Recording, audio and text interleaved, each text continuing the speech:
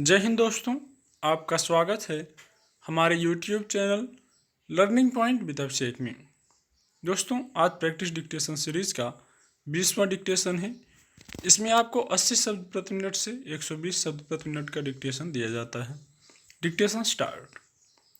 शासन और सत्ता में आम जनमानस की भागीदारी सुशासन की पहली शर्त है, तो जनता की इसी भागीदारी को सुनिश्चित करने के लिए विकेंद्रीकरण एक अनिवार्य उपकरण भी है। विकेंद्रीकरण को विश्वास, पारदर्शिता और दायित्वशीलता का निर्माण करने वाली सरकार के वैकल्पिक मॉडल के रूप में सुझाया गया है, जबकि सुशासन का तात्पर्य उक्त संदर्भों के साथ कहीं अधिक संवेदनशील और अंतिम व्यक्ति तक नीतियों के माध्यम से खुशियां और शांति प्रदान करने से हैं। वैश्विक पटकथा यह है कि बिना जन भागीदारी के किसी प्रकार के विकास की कल्पना जमीनी होना पूरी तरह से संभव नहीं है। गौरतलब है कि विकेंद्रित शासन व्यवस्था सुशासन के अंतर संबंध को परिलक्षित और परिभाषित भी करता है, जहां स्पष्टता, न्याय और शुचिता का अनुपालन निहित है। लोकतांत्रिक विकेंद्रीकरण के अंतर्गत स्थानीय स्तर पर सत्ता में भागीदारी सुनिश्चित करना और अपना विकास व न्याय स्वयं करने के लिए जो व्यवस्था अपनाई गई है, उसे पंचायती राज व्यवस्था का नाम दिया गया। इसके द्वारा जन जन को सत्ता में भागीदारी का पूर्ण अधिकार प्राप्त है। इस व्यवस्था से सत्ता का विकेंद्रीकरण होता है, जो लोकतंत्र का महत्वपूर्ण सोपान भी है। कोरोना महामारी से भारत सहित पूरी दुनिया प्रभावित हुई है और इसके प्रभाव में सुशासन को भी चुनौतीपूर्ण बनना पड़ा है।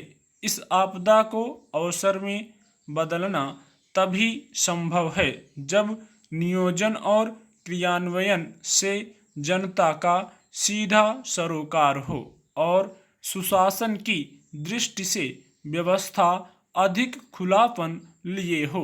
विश्व बैंक के अनुसार सुशासन एक ऐसी सेवा से संबंधित है जो दक्ष है, ऐसी न्यायिक सेवा से संबंधित है जो विश्वसनीय है और ऐसे प्रशासन से संबंधित है जो जनता के प्रति जवाबदेह है। सामाजिक आत्मनिर्भरता से सामाजिक समस्या और उसके समाधान तक पहुंच विकेंद्रीकरण और सुशासन से ही संभव है। आत्मनिर्भर भारत को पूरी तरह कसौटी पर कसना है, तो यही दोनों उपकरण सार्थक हथियार सिद्ध होंगे। विकेंद्रीकरण को लोकतांत्रिकरण का उपकरण माना जाता है। भारत में 73वां और 74वां संविधान संशोधन इसका बड़ा उदाहरण है। इसके अलावा नागरिक घोषणा पत्र, सूचना का अधिकार और सूचना प्रौद्योगिकी क्रांति अर्थात ई शासन इत्यादि ने नागरिकों के सशक्तिकरण को बढ़ावा दिया है। इसके परिणाम स्वरूप प्रशासन और नागरिक अंतर संबंध को बढ़ावा मिला। इनसे प्रशासन अधिक प्रभावी और जनोन्मुखी बना। विकेंद्रीकरण का अभिप्राय अधिकारों को वितरित कर देना है। संविधान की 7वीं अनुसूची में केंद्र और राज्यों के बीच निहित कार्यों का बंटवारा विकेंद्रित भावना के साथ साथ सुशासन की परिपाटी को भी एक समुच्चय देता है। कोरोना कालखंड के अंतर्गत आपदा के भीषण स्वरूप को देखते हुए निर्णय कहाँ से और कितने लिए जाएं, इसकी भी एक जद्दोजहद देखी जा सकती है। पिछले साल आई पहली लहर के दौरान पूरे देश में पूर्णबंदी का फैसला एक केंद्रीय फैसला था, जबकि इस साल दूसरी लहर में ऐसे निर्णयों को राज्यों के माध्यम से संचालित करके विकेंद्रित स्वरूप का परिचय दिया गया। सुशासन इस बात का हमेशा मोहताज रहा है कि चीजें जितनी समीप से परोसी जाएंगी, उतनी ही संवेदनशीलता के साथ लोकहित साधा जा सकेगा। केंद्र का तात्पर्य एक ऐसा दिमाग है जो पूरे देश के लिए अपने हिस्से का मजबूत नियोजन देने के साथ निगरानी कर सकता है, मगर राज्य वे भुजाएं हैं जो सभी तक आवश्यकता की वस्तुएं वितरित कर सकती हैं और अंतिम व्यक्ति तक पहुंचने के लिए इन भुजाओं का मजबूत होना अपरिहार्य है। यही सुशासन और विकेंद्रीकरण का परिलक्षण भी है। दरअसल सुशासन एक ऐसी गतिशील अवधारणा है जिसके तहत सभी के लिए हितकारी कार्य होते हों। अर्थशास्त्र के भीतर कौटिल्य ने जिस शासकीय विचारधारा को प्रस्फुटित किया है वह सुशासन की ही एक धारा है। इसमें विकेंद्रीकरण का निहित अर्थ भी शामिल है। हालांकि उस दौर में सत्ता केंद्रीकरण से युक्त थी, मगर परिप्रेक्ष्य और दृष्टिकोण जनहित की ओर झुके थे। यह मानना चाहिए कि विकेंद्रीकरण से केंद्र सरकारें अस्तित्वहीन नहीं हो जाती, बल्कि राज्यों के साथ मिलकर पूरक भूमिकाएं निभाती हैं। कोरोना आपदा की इस घड़ी में यह उदाहरण देखने को मिल सकता है कि केंद्र और राज्यों ने इससे निपटने के लिए कैसे राजनीतिक उतार चढ़ाव से परे होकर केवल सुशासन की स्थापना में ही ताकत झोंकी। विकेंद्रीकरण मौजूदा सांस्कृतिक तत्वों के प्रसंग में भी किया जाना चाहिए। उसे बदलते हुए संबंधों के प्रति संवेदनशील होना चाहिए। जहां पारदर्शिता और खुलापन है और जहां सर्वोदय के साथ अंत्योदय है, वहीं सुशासन की बयार बहती है। इसमें पूरी दुनिया स्थिरता से तभी संभव है जब कर्तव्य के साथ निर्णय और अधिकार इकाइयों में बांट दिया जाता है। बटी हुई इकाइयां विकेंद्रीकरण का उदाहरण हैं, जो जनता के समीप और जन सरोकार से ओतप्रोत मानी जाती हैं। गौरतलब है कि विकेंद्रीकरण सभी का नहीं हो सकता, लेकिन समसामयिक विकास को देखें तो भूमंडलीकरण ने पूरी दुनिया में शासन को रूपांतरित ही नहीं किया, बल्कि सवाल यह भी रहा कि इस रूपांतरण की प्रकृति और मात्रा क्या रही है। इसकी अभी ठीक से पड़ताल नहीं हुई है। भूमंडलीकरण की प्रक्रिया की एक अन्य विशेषता वैश्विक संविधानवाद और नागरिक समाज का भूमंडलीकरण भी रही है। बाल विकास, महिला विकास, मानवाधिकार, जलवायु परिवर्तन जैसे क्षेत्रों में अंतर्राष्ट्रीय कानूनों पर हस्ताक्षर करने वाले देशों को सुशासन के लिए एक संरचना की आवश्यकता रही है।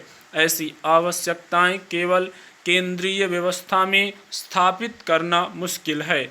ऐसे में विकेंद्रीकरण समय की जरूरत बना। अच्छे शासन की कल्पना वर्ष 1991 में उदारीकरण के बाद प्रस्फुटित हुई। तब से अनेक सरकारें आईं और गईं। साथ ही उदारीकरण का वृक्ष न केवल खड़ा हुआ बल्कि भारी भी हो गया। पर साथ चलने वाला अच्छा शासन जनमानस के हिसाब से गणना में कहीं पीछे रह गया। साल 1952 में सामुदायिक विकास कार्यक्रम एक ऐसे विकेंद्रित विकास की पहल थी जो ग्रामीण विकास की अवधारणा से ओतप्रोत था, मगर बुनियादी विकास के अभाव में उस समय गांवों तक इसकी पहुंच मुमकिन नहीं हो पाई। हालांकि इस हेतु 1953 में राष्ट्रीय प्रसार सेवा भी शुरू की गई, मगर यह धरातल पर उतरने से पहले धराशायी हो गई। इसकी पड़ताल के लिए बलवंत राय मेहता समिति का बनी थी। इसी समिति की सिफारिश से यह साफ हुआ कि जिनका विकास करना है उन्हें ही यह काम देना ठीक रहेगा। यहाँ से स्वतंत्र भारत में लोकतांत्रिक विकेंद्रीकरण की लौ जली थी। इसका नतीजा राजस्थान के नागौर में पंचायती राज व्यवस्था का उद्घाटन था। दशकों की यात्रा करते हुए यही व्यवस्था उदारीकरण के बाद 1992 में 73वें और 74वें संविधान संशोधन के तौर पर मील का पत्थर बनी। लोकतांत्रिक विकेंद्रीकरण का ही यह संदर्भ है कि गांवों में छोटी इकाइयां बड़ी सरकार की तरह स्थापित हो गईं, जो सुशासन को भी एक नया आयाम दे रही हैं। वैसे औपनिवेशिक सत्ता के दिनों में विकेंद्रीकरण की शुरुआत 1861 से दिखाई देती है। गौरतलब है कि स्थायी सरकार और सुशासन एक दूसरे के पर्याय हैं, परंतु इस सच के साथ कि सुशासन केवल सोच के चलते नहीं बल्कि धरातल पर स्पष्ट रूप से बिखरा होना चाहिए, और इस बिखराव के लिए विकेंद्रीकरण को सशक्त करना होता है। विकेंद्रीकरण की अवधारणा कोई नई नहीं है, मगर साख और मूल्य की दृष्टि से इसे केंद्रीकरण की तुलना में अधिक महत्व मिला है। 1.5 साल से देश के प्रत्येक नागरिक को कोरोना जैसी जानलेवा बीमारी से बचाने का प्रयास जारी है। अब तीसरी लहर की बात भी हो रही है। यह इस बात का परीक्षण है कि हमने सुशासन को बनाए रखने में कितनी कामयाबी हासिल की और नागरिकों के जीवन को सुरक्षित रखने के लिए उन तक पहुंचने के लिए कैसा रास्ता अपनाया। स्टॉप।